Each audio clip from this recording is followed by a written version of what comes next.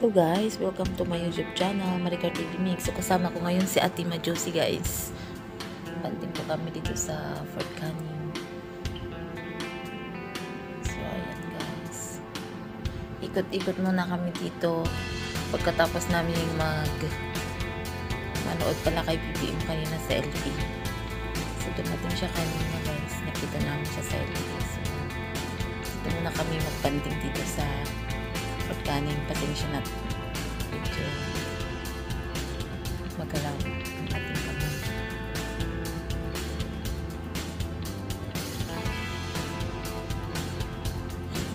So ayan guys, ikot-ikot muna kami dito sa Fort Canning. May mga nagtitiktok dyan. Ito yung hotel dito sa Fort Canning.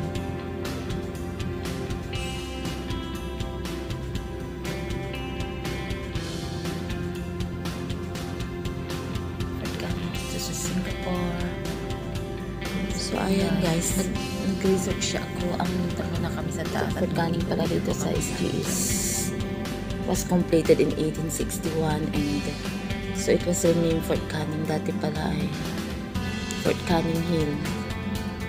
Tapos, it also built within the fort were barracks for the European and Indian soldiers. So, may meaning talaga siya, no? Kaya pala, actually hindi namin siya naikot ng buo. Pero may mga part siya na may mga canon siya. Tapos, makikita mo rin dito, sabi niya, as well as a hospital and gunpowder magazine. Most of the fortress was demolished in 1926 when the service reservoir was constructed. So, sa taas, meron po siyang reserve ng mga tubig. So, meron siyang background na history. Maganda talaga siya sa taas. Although, hindi namin siya napasyal ng kasi hapon na po kami pumunta. Pero pag ikutin mo siya, abutin ka rin ng ilang oras. So ito pa yung trivia. Prior to 1822, Fort Canning Hill was known as Bukid Larangan, meaning Forbidden Hill. Forbidden Hill palang ibig sabihin nun. Where ancient kings were believed to be buried. So may mga pala dito. May mga libing ng mga hari. Siguro mga the early colonials found sandstone foundation blocks dating back to the 14th century, marking a large building along its slope. So may mga siya talaga, may background siya ng history. Tapos doon sa taas, mamaya makikita mo na may mga nakukay din silang artifacts o mga gold. So maganda talaga yung history niya. May mga din dyan guys. Hindi, next time na mag-off day ka, punta tayo sa Henderson Bridge. Nakapunta ka na doon. Maraming mga doon. Mayroon pa yung Balanga Hill. Yan may kuiba dyan.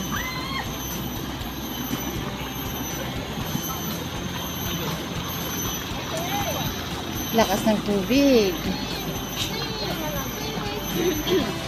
Saan pumasok doon? May tunnel. Pauwi na yan. Ha? Pauwi na yan paglabas. Pauwi na paglabas. Pero parang... Ay, nag-modeling yan eh. Bakit yan sa taas eh? Ay, naka-open na siya.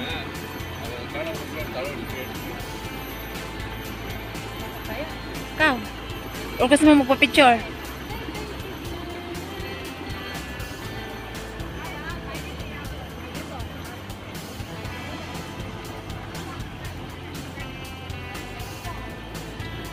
Gusto mo?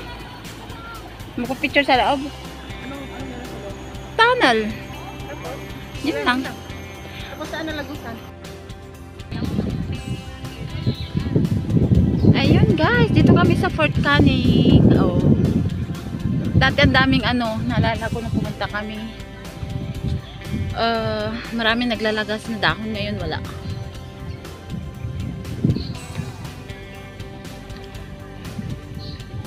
Akit tayo doon sa tuktok. Tapos ikot-ikot.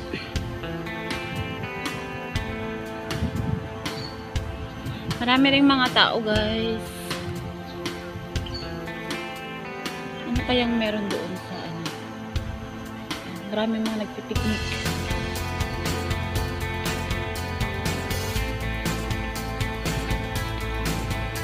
Akyatin natin yung tore doon sa tore na yun.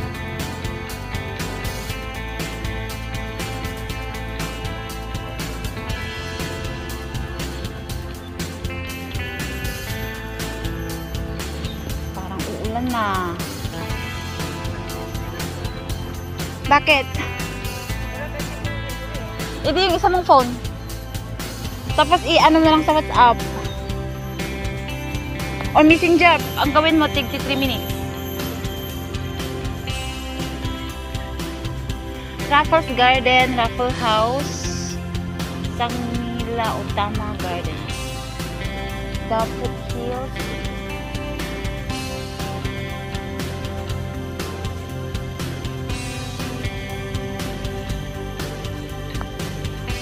Fort Canning Green.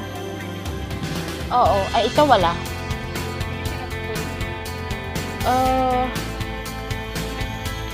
Dinidelete ko siya. Pagkatapos ko lang mag-edit, delete agad. Ikaw? Pagkatapos mo mag-edit, delete agad. Tapos yung mga screenshot, delete din. Ilang GB ba sa'yo? Ay, anong pan yan?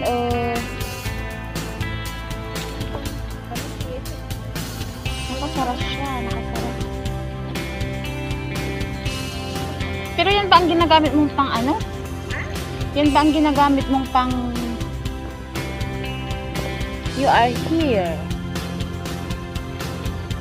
Yan ba ang ginagamit mong pang video talaga? Ito ba yung nasa baba kanina? Or ano na? Yan, saan kaya natin ito makikita? Hotel yung kanina, di ba? Welcome to Fort Canning.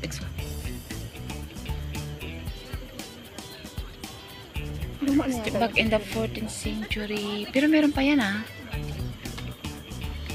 Oh, Raffles Garden. Meron?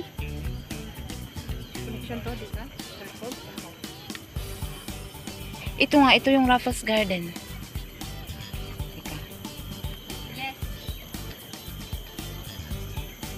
Ano yung mga ambon?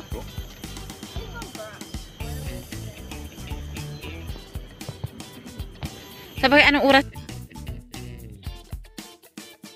So, ayan nga guys. Tapos na po yung kwentuhan namin ni Ate Majusi Vlog. Kwentuhan talaga, YT.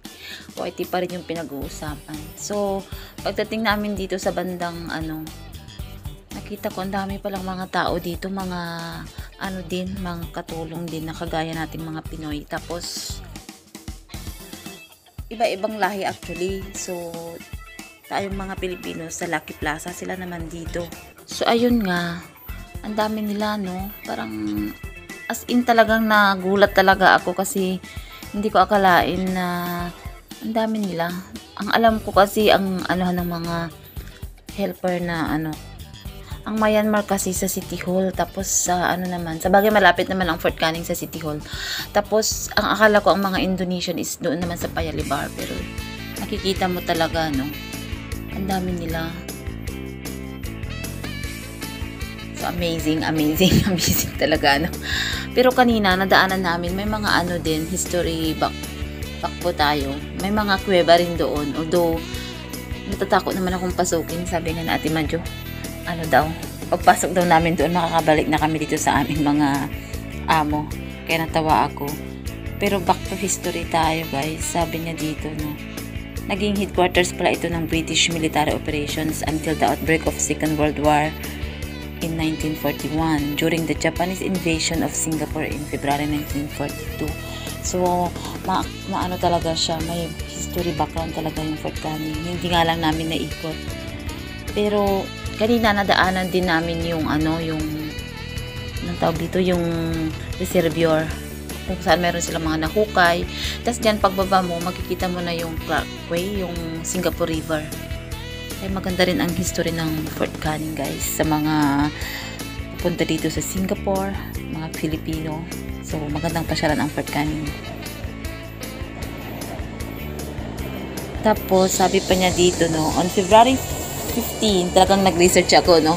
Wala lang, diba, maganda naman talaga na i-research mo kung ano yung history ng place na yon. So, sabi niya dito, on February 15, 1942, was here that Lieutenant General Arthur E. Percival and the Allied forces made the decision to surrender to the invading Japanese forces. The bunker was reopened on February 15, 1997 as the Battle Box, an educational and tourist destination where World War II events are recreated. Saan kaya ito banda? Hindi ko to nakita, no? Basta, nung nag-ikot kami, ito lang yung nakita namin. Pero wala na kasi kaming oras ni Ate Jo, kaya hindi na namin siya naikot. Hindi namin na ikot yung mga ibang part. Pero malawak siya, guys. Yun nga lang, ang daming mga nagtatambay dito without knowing kung ano talaga yung historical background ng place.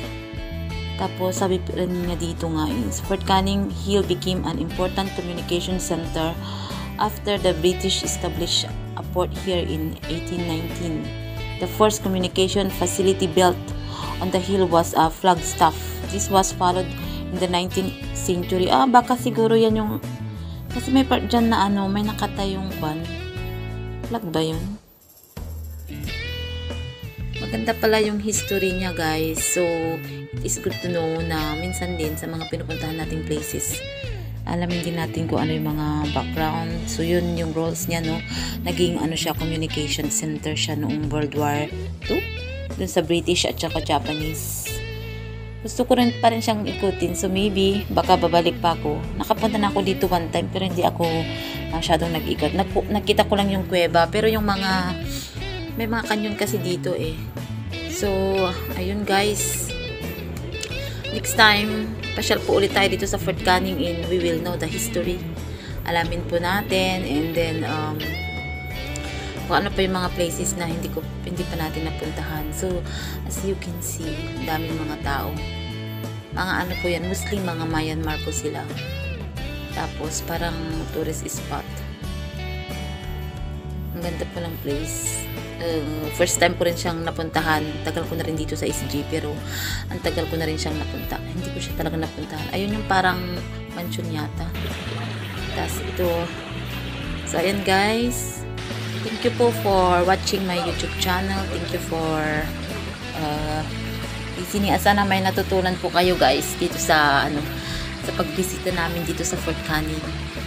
Ayan guys. So, salamat po. Don't forget to share, like, and subscribe to my YouTube channel, Maricar TV Mix.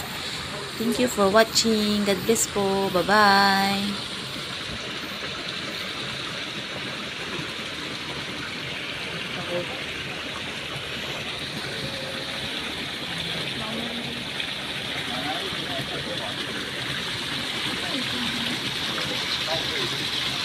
Okay.